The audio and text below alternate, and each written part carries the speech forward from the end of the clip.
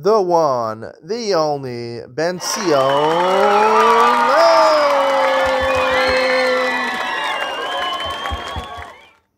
Good evening and welcome to Yeshiva YouTube Daily Double. Today we're doing Mesechus Pesachim Perek Zayin, Mishnayos Gimel and Dalet.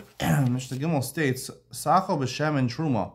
You have the car on Pesach and you anoint it with the oil that belongs to truma. Im chaburas kohanim yochelu. If it belongs to kohanim, they could eat it, right? The shemen, let's say it's olive oil, so maybe it tastes good on meat. I don't know. I've never tried it before, but so if they're kohanim allowed to eat it, the kohanim allowed to eat truma. Im Yisrael, if it belongs to Yisrael, im chayhu. If you haven't actually roasted the car on Pesach yet, the meat is raw. Yadichenu. All you do is wash it off because it's not boleh. I think it's not hot.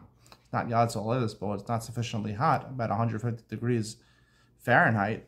So therefore, you can just wash it off. Im slihu. If it was roasted, yiklof is achitzon. Then you have to peel off the skin on top because it's boleya, because it's absorbed in the skin. Let's say you anointed the car on Pesach with shemen olive oil that belonged to Meiser Sheni. Now you're already eating Yerushalayim, Meiser Sheni. You're supposed to eat Yerushalayim. Technically, there's no problem, but you can no longer redeem that korban Pesach because the rule is Meiser Sheni. You're allowed to be poded outside of Yerushalayim. Meiser Sheni produce outside of Yerushalayim and poded and bring the money to Yerushalayim. Once it's in Yerushalayim, you're not allowed to be poded. The pasuk says you have to leave it and eat it the way it is. Daled. 5 public korbanos are brought or offered, even though they're tamei. We're going to learn when tuma means that most of Klal Yisrael is tamei. However, they're not eaten betuma because all that's required really is the bringing of the korban. Eating it is ancillary to the actual fulfillment of the korban.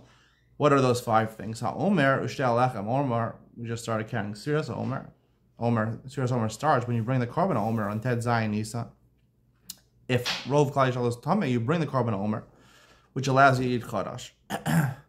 However, it's not eaten the korban Omer. Shtei Alechem are the 2 loaves of bread brought on Shavuos.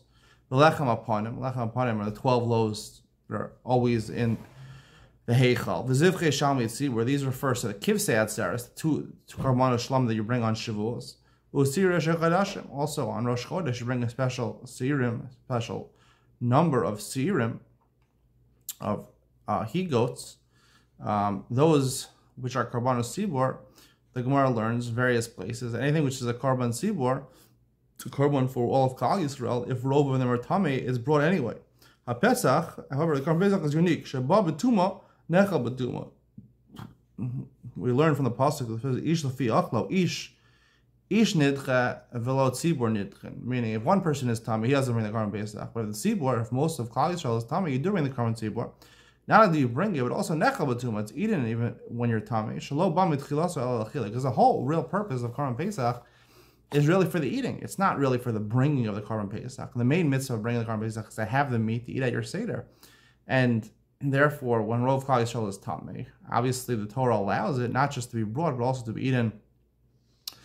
Stay tuned for Iyam Mitzion, where I've talked about in the past, the 2 components of the korban Pesach. The fact that it is a korban, it's a korban shlamim, which is brought. And also, it's a korban brought so that you have the meat, the lamb chops, to eat at your seder.